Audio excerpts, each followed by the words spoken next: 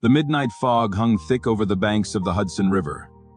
It was September 1780, and the silence of the forest was broken only by the quiet scrape of leather against rough parchment. Down inside my boot, hidden beneath the lining, rested the folded architectural plans of West Point, the primary fortress commanding the throat of the American Revolution.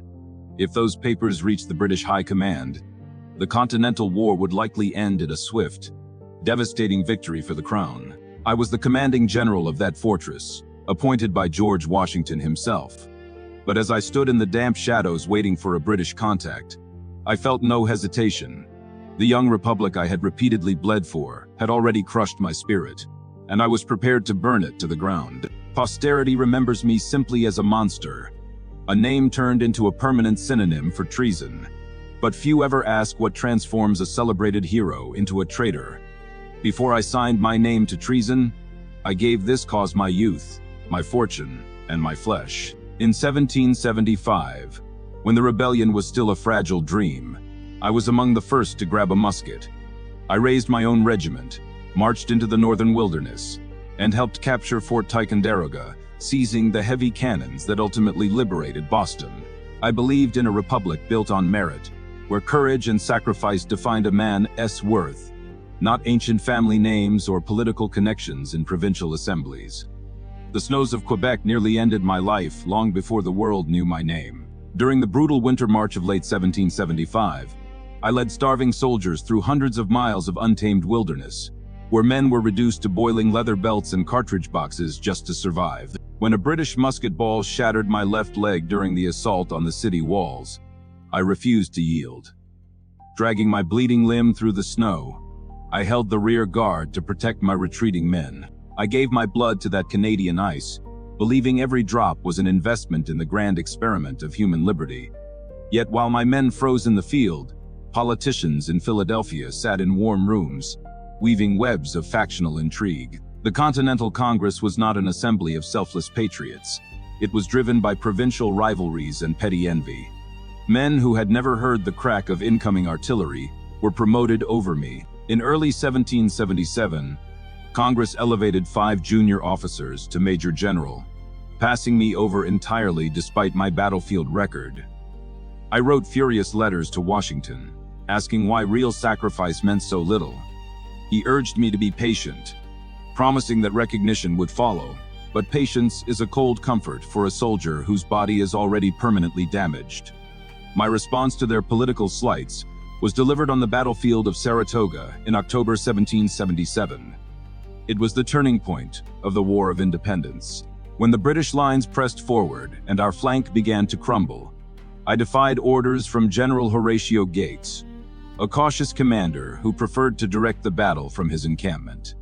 I mounted my horse, drew my saber, and galloped straight into the thickest smoke of Freeman's farm. In that chaotic, bloody afternoon, I truly believed the entire fate of the revolution rested on the edge of my blade. Leading charge after furious charge against the disciplined Hessian lines, we broke the enemy position, surrounded the British vanguard, and forced an entire royal army to surrender. A triumph that convinced the French Empire to enter the war as our ally. But victory demanded its price.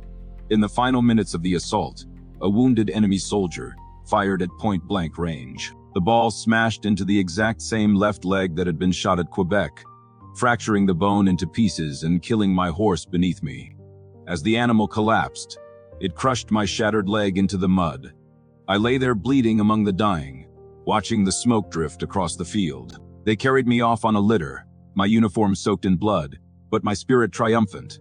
I assumed that now no politician in Philadelphia could deny what I had given for the nation. Yet, when General Gates wrote his official report to Congress, he deliberately omitted my name from the victory. He claimed the glory of Saratoga for himself. Congress awarded him a gold medal while I lay bedridden in a primitive field hospital. My crushed leg set so poorly by army surgeons that it became 2 inches shorter than the other. I was left hobbling on crutches, while men who avoided combat claimed the laurels of the Republic. By the summer of 1778, General Washington appointed me military governor of Philadelphia to allow my body time to recover. But the city was a political snake pit. The local authorities viewed me with suspicion, mocking my limp and scrutinizing my personal finances. I was heavily in debt, having used my own fortune to supply my troops during the northern campaigns. When Congress failed to send funds, when I bought a residence and attempted to live according to my military rank, political enemies charged me with financial misconduct. They subjected me to a degrading court martial over minor administrative technicalities. Standing in that courtroom in early 1880, leaning heavily on my cane with my shattered leg throbbing in pain, I looked into the eyes of the military judges. I was 39 years old. I had sacrificed my health, my career, and my personal wealth for a government that rewarded my service with public humiliation. Washington himself was forced to issue a formal reprimand to satisfy my political opponents, though he softened the language as much as his duty allowed. But the damage was done. The honor I had spent a lifetime building had been dismantled by bureaucrats. As I limped out into the cold Philadelphia rain, the last trace of my patriotism withered away. I realized I was fighting for a system that did not honor heroes. It merely used them. I began to view the conflict through a cold, practical lens. The British Crown was no longer an enemy to be defeated. It represented an established order that respected military service, maintained hierarchy, and provided real security. In the spring of 1779, through my new wife, Peggy Shippen, whose prominent family maintained ties with British loyalists, I opened a secret line of communication. My contact was Major John Andrew, the polished spy master for the British Commander-in-Chief, Sir Henry Clinton. Using coded ciphers and invisible ink hidden within routine merchant correspondence, Andrew and I negotiated terms. I requested £20,000 to settle my debts and secure my family's future, alongside a Brigadier General's commission in the Royal Army. In exchange, I would deliver a decisive blow to the rebellion. My plan required a target so vital that its loss would break the strategic spine of the Continental Army.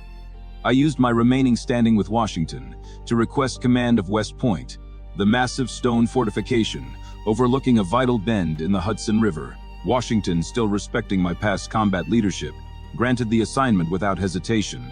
The moment I assumed command in August 1780, I systematically began to undermine its defenses. I dispatched key garrisons on distant gathering missions, allowed defensive timber works to decay, and secretly transmitted detailed maps, troop counts, and artillery placements to Major Andrew.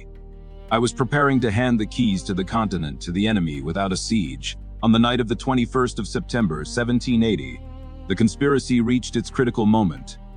Under a dark sky, I met Andrew in a secluded thicket near Haverstraw, on the western bank of the Hudson. For hours in the shadows, we reviewed operational details, planning the exact night British warships would ascend the river to capture the weakened fortress.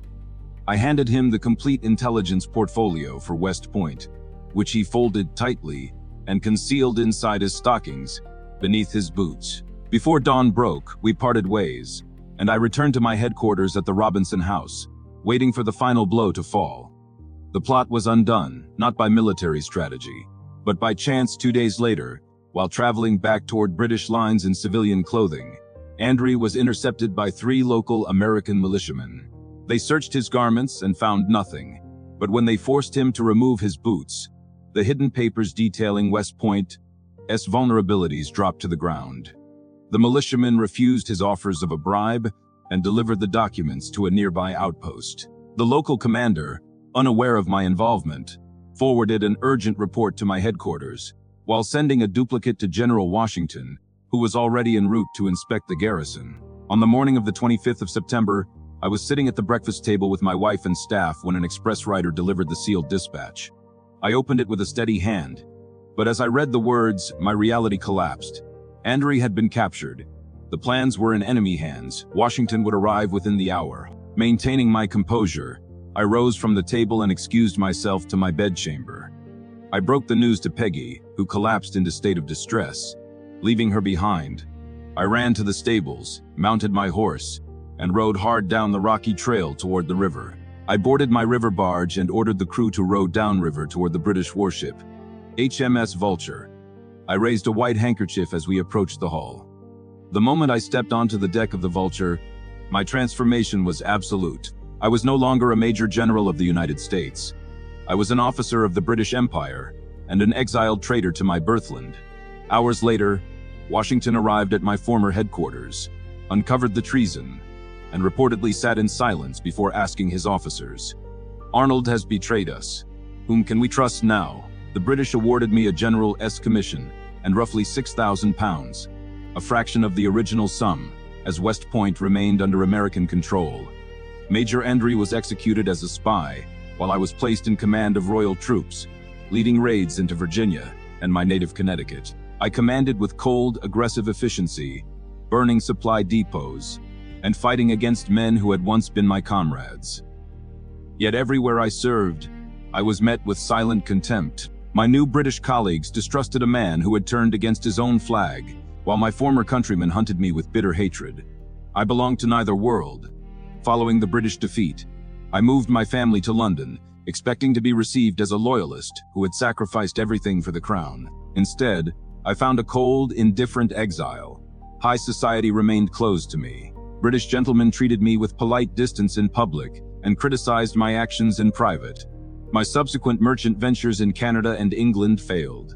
Crippled by bad luck and a bitter reputation, I spent my remaining years walking the grey streets of London, hampered by the same shattered leg from Quebec and Saratoga, carrying a body that was failing alongside my legacy.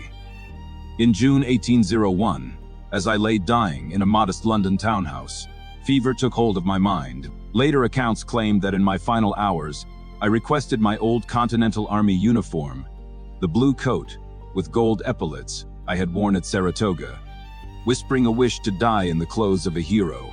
Whether those words were truly spoken or born of later legend, the historical reality remains unforgiving. If you visit the battlefield of Saratoga today, you will find a granite monument dedicated to the crucial victory that saved the American Revolution. Near its base sits a stone sculpture of a single military boot, complete with a General's spur. It honors the field commander whose tactical charge broke the enemy lines and whose leg was crushed in the mud. But if you search the stone for a name, you will find none. The monument is nameless. The Republic accepted my blood, carved my leg into stone, and erased my name forever.